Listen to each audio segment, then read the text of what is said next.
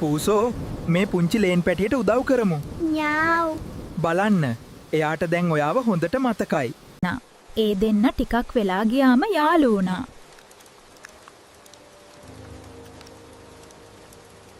යාළුවේ නැගිටින්නකෝ. අපි දෙන්න අද අඹ කැලේට යමුද සෙල්ලම් කරන්න. එහෙ රසම රස අඹ තියෙනවා. ඇත්තද?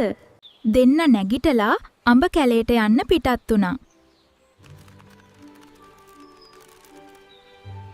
යන අතරමඟ ලේන් පැංචනං අඹ ගෙඩියක දෙකක රස බලන්න අමතක කළේ නෑ. එන්න යාළුවේ අපි සෙල්ලම් කරමු. ඔයා ආසම අඹ කැලේට අපි දැන් ඇවිල්ලා ඉන්නේ. හුරේ! මේ දෙන්න සවස් වෙනකල්ම අඹ කැලේ සෙල්ලම කළා.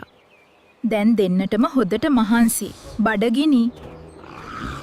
මේ අතරේ තමයි කාටවත් නොදැනී කැලේ ඉන්න නපුරු නයා ලේන් පැටියා ළඟට ලං වුණේ. අනේ මාව බේරා ගන්න යාළුවෝ මට හරි බයයි. ලේන් පැටියා කෑ ගැහුවා. පුරු පැංචා දෙපාරක් නොහිතාම නපුරු නයා එක්ක සටන් කළා. එයගේ හොදම යාළුවාව බේරා ගන්න. මගේ යාළුවේ. ඔයා ආරක්ෂාව තියෙන තැනකට ගිහිල්ලා හැංගෙන්න.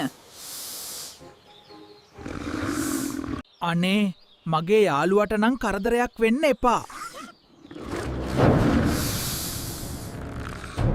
බොහෝ වෙලාවක් සටන් කළ නපුරු නයා සටනින් පැරදී කැලේ තුලට රිංගා නොපෙනී ගියා. ලේන් පැටියටත් පූස් පැටියටත් හරිම සතුටුයි. බෙනය තුලින් පිටතට පැමිණි ලේන් පැංචා පූස් යාළුවාට ස්තුති කළා. ඔයාට බොහොම ස්තුති මගේ යාළුවේ මගේ ජීවිතේ බකරා ගත්තාට. මං ඔයාට ණය ගැති. You're very welcome little friend. පූස් පැංචා එකපාරම වේදනාවෙන් කොටයක් මත වැතිරුණා. ලේන් පැටියා හොදටම බය වුණා. අනේ යාළුවෝ ඇයි මේ? ඔයාට අමාරුද? මොකද වුනේ? නපුරු නයා ඔයාට මොකද කළේ? මාව බේරා ගන්න ගිහින් ඔයා කරදරේ වැටුණා නේද? මට සතුටුයි මගේ හොදම යාළුවාට උදව් කරන්න ලැබුණ එක ගැන. ඔයා දුක් වෙන්න එපා මගේ යාළුවේ.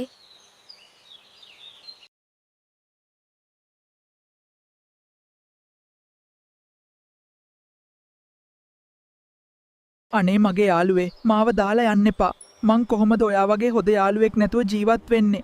අනේ මගේ යාළු ආයෙම එන්න. අනේ මගේ යාළු ඔයා තමයි මගේ ජීවිතයට හමු වුණ හොඳම යාළුව. ඔයා නැවත මගේම යාළුවෙක් වෙලාම ඉපදෙන්න. මට සමා වෙන්න යාළු. එදා දෙන්නම ගිය අඹ කැලෙන් එළියට ලේන් පැංචා විතරක් එළියට ආවේ ගොඩාක් දුකින් හඩමින්. කවදාවත් ඒ දුක යාගේ හිතෙන් මැකෙන එකක් නෑ.